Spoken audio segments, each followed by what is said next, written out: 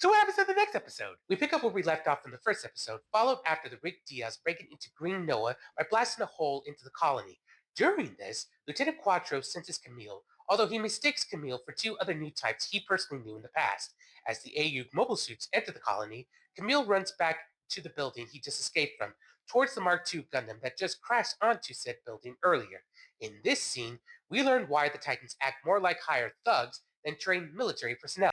True. The way the Titans act reminds me of certain real world events. Camille remarks the Titans are composed of humans born on Earth and are disconnected from the struggles of humans born in space. Sounds a lot like discrimination. It's worse than that, but moving on. Jared gets scolded by his fellow Titans officer, Emma Sheen, who becomes part of the main cast later on. I believe you. I mean, she radiates main character energy. Jared explains to Emma that he was ordered by his superior, Captain Bask Ohm, to familiarize himself with how the Gundam works. The problem, as Emma points out, is that he did so within a residential area. But Jared shrugs her off by reminding her that they are of the same rank. A moment later, Bright Noah reprimands the both of them for not taking action in an emergency situation. Jared dismisses him as well due to Bright not being one of the Titans and recklessly runs into action.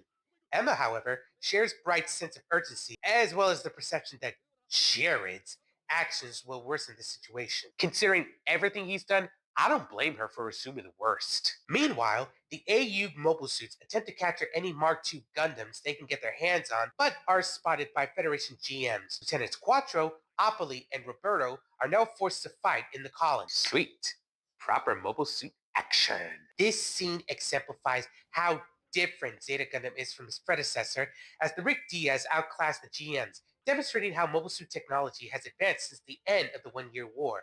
You got that right. It's like watching a Tommy gun and an AR-15 in a gun contest. At another part of the colony, Captain Bask receives word of an AU attack happening right now. With the added information, Threat Comet is part of said attack. He dismisses that last part, however. Well, that's awfully arrogant. Sure, you can make the case that just because there's a red mobile suit present doesn't mean that the Red Comet is there. Yes, we the audience know he's there, but the characters in the animes don't. Even if there was a heaven, what makes you think Saddam Hussein's soul would be sent there?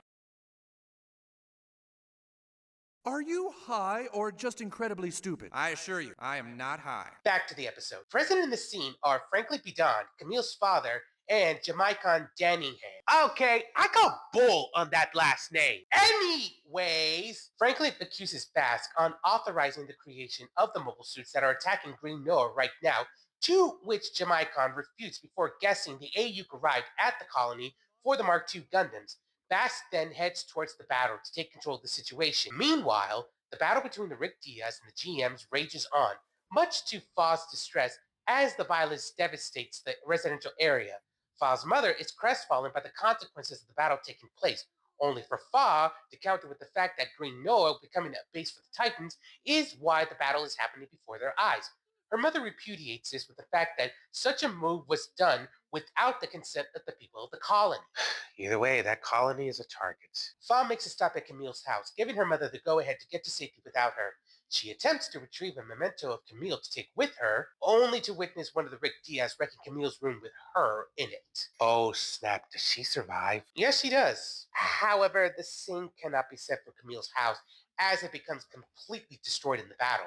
Lieutenant Quattro then informs Roberto that he and Opoli have managed to acquire 2 Gundams, with one being piloted by Camille himself. How did that happen? Before, Camille encounters some guards who are familiar with him due to his father and have not received word of his arrest. He then discovers that the third Mark II Gundam is being held in a hangar, where Emma persuades Bright to allow her to pilot the Gundam.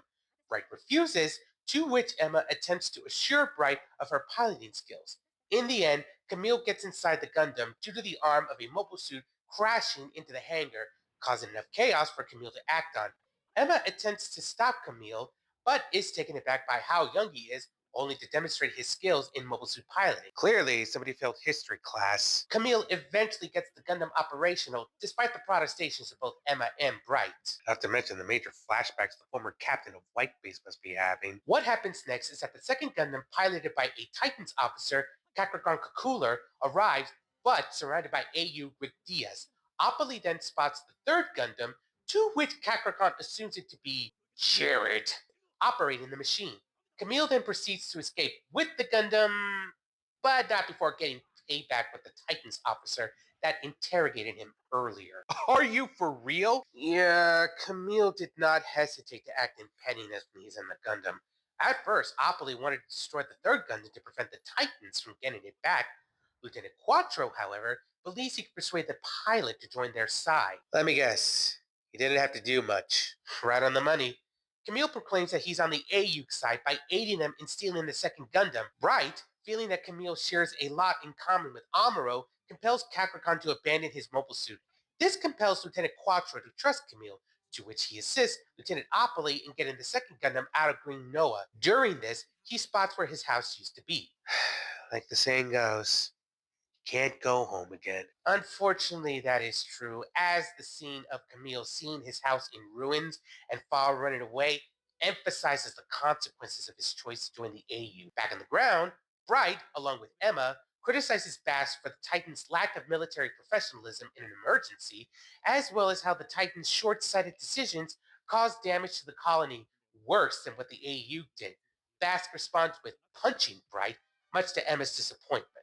Okay, two things I gotta make clear. One, Bright did nothing to deserve that. But when it comes to the second thing, somewhere out there, Amuro must be feeling. Huh?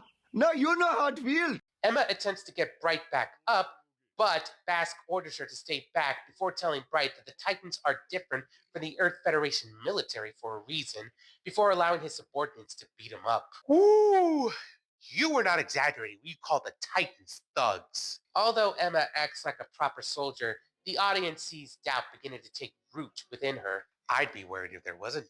As the AU mobile suits get closer to the entrance they, minus Camille, made earlier, Lieutenant Quattro tells his comrades to stay frosty out in space before shooting a gel-like substance at the hole. After Camille successfully makes it out into space, Lieutenant Quattro spots three Hyzacs, Zaku-like mobile suits, chasing after him and his comrades, ordering Opoly to launch flares.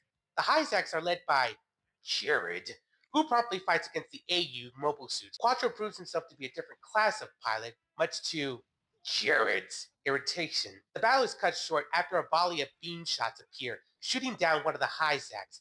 This gives the AU mobile suits an opportunity to flee as Camille tries to adapt to being in space longer than he's used to. And yet, he feels strangely at peace. Oh, I'm getting some serious deja vu here.